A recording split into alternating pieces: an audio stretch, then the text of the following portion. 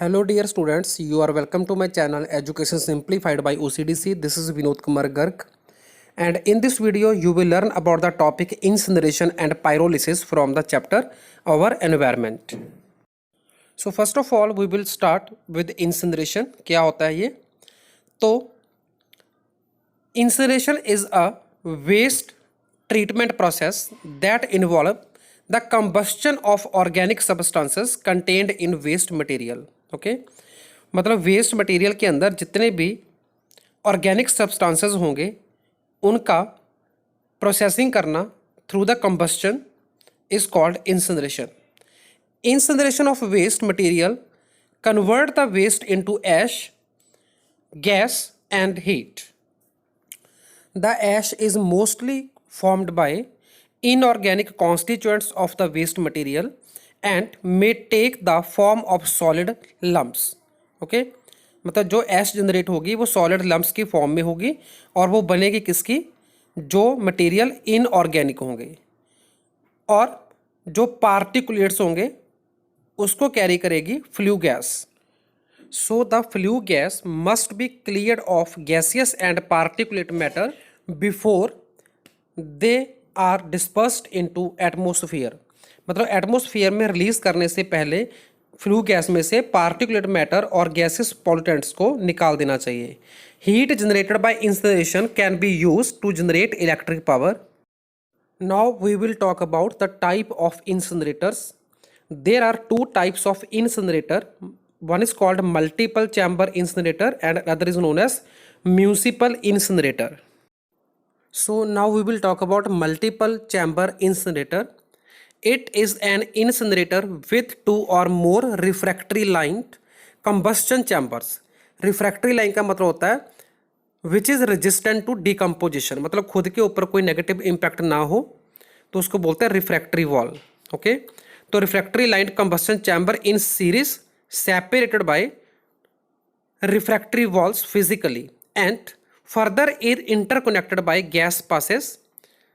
ठीक है तो यहाँ पे क्या होगा, जो गैस होगी फाइनली जो फ्लू गैस होगी तो उसको रिलीज करने से पहले इसमें से डस्ट पार्टिकल्स और जो पार्टिकुलेट मैटर होगा उसको रिमूव किया जाता है.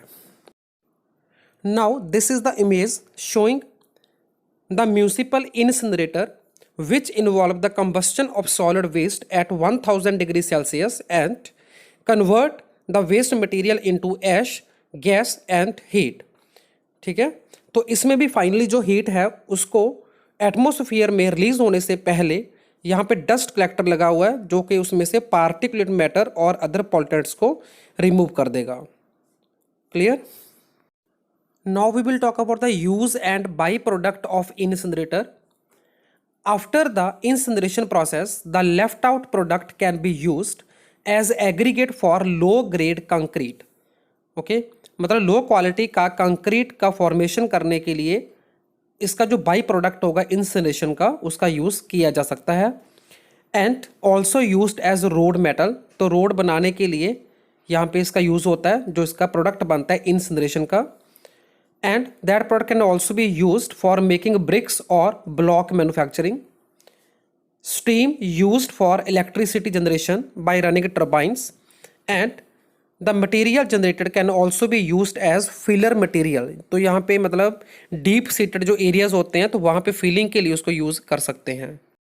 Now we will talk about the products of incineration process along with their uses. The first product is heat and heat can be used for generating steam which is further used for electricity generation by running the turbines. Next product आता है furans and dioxins. It is the most biggest concern for environmentalist. मतलब जो भी environment के लिए काम करते हैं तो उनके लिए बहुत कंसर्न का एक विषय है, सब्जेक्ट है.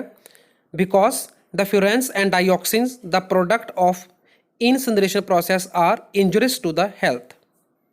Next product is carbon dioxide and carbon dioxide play vital role in global warming because it is GHG that is green house gas.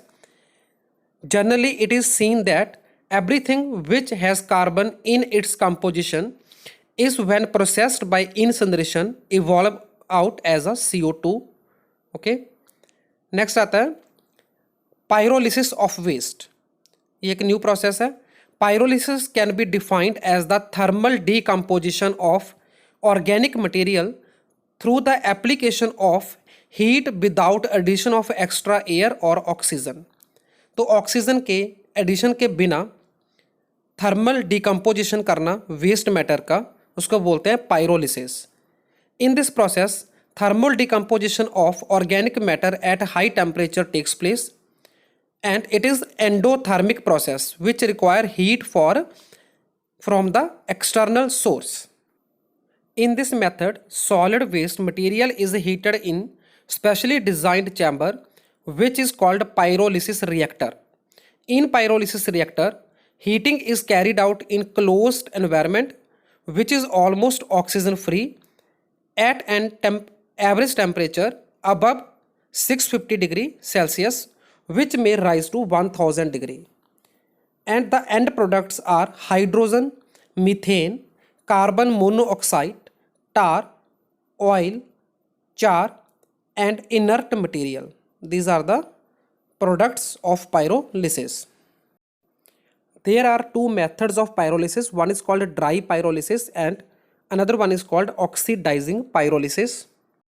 Dry pyrolysis is the process of thermal decomposition without the excess of oxygen, and the product of dry pyrolysis are gas with the high heat of combustion, liquid and solid carbon residues.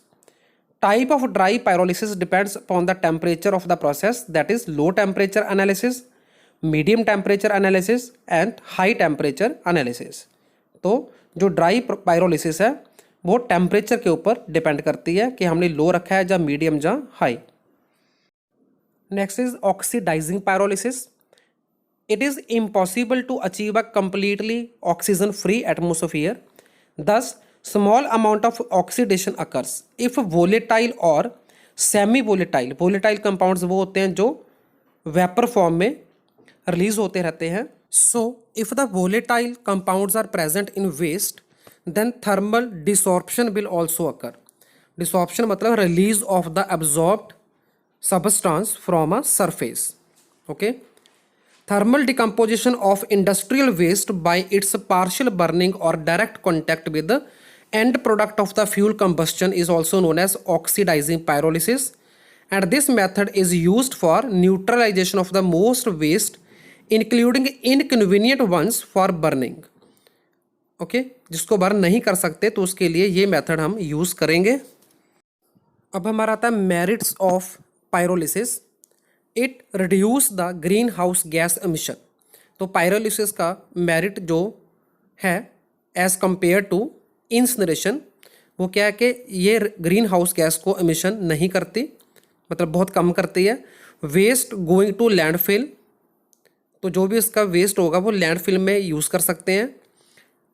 Produce marketable product like gases, bio oils, biochemicals and charcoal, तो ये commercialisation के लिए important products हैं। Low risk of water pollution, low risk of odours, कोई foul smell नहीं आती। High recovery rate of the resources and minimum health consequences, मतलब health के ऊपर नेगेटिव जो इफेक्ट हैं वो इसके बहुत नेग्लिजिबल हैं पायरोलिसिस के। तो साथ ही हम बात करेंगे इसकी डीमेरिट्स की।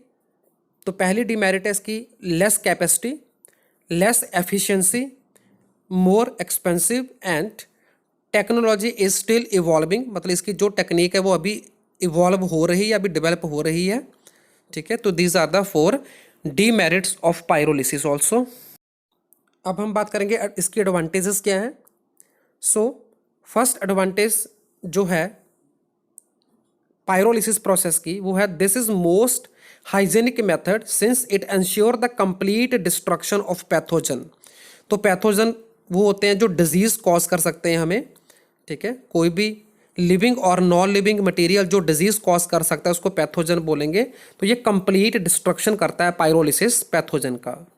There is no odour trouble और डस्ट नोइसेंस, कोई डस्ट नहीं होती और कोई फाउल स्मेल नहीं आती। Heat generated can be used for raising the steam power and clinkers produced can be used for road purpose, तो रोड में ये यूज़ हो जाएंगे। नेक्स्ट आता है डिसएडवांटेज, लार्ज इनिशियल एक्सपेंडिचर, मतलब जो इनिशिएशन के लिए बहुत ज़्यादा इसका एक्सपेंस लगता है। नेक्स्ट इसका डिसएडवांटेज है कि अगर इस पायरोलिसिस इंस्ट्रूमेंट को अच्छे से ऑपरेट ना किया गया तो एयर पॉल्यूशन की प्रॉब्लम हो सकती है और साथ ही इनकम्प्लीट रिडक्शन हो सकती है वेस्ट मटेरियल की। थर्ड है disposal of remaining residue is required. Next है high stacks are needed for natural draft chimneys present safety problems. तो जिसकी चिमनी की रिक्वायरमेंट होती है वो उसकी हाइट की रिक्वायरमेंट भी बहुत ज़्यादा होती है, तो वो कहीं ना कहीं सेफ्टी प्रॉब्लम्स को जनरेट करती है। ठीक है, so this was all about the processes of incineration and pyrolysis, its advantages, disadvantages, merit, demerits. So thanks for watching.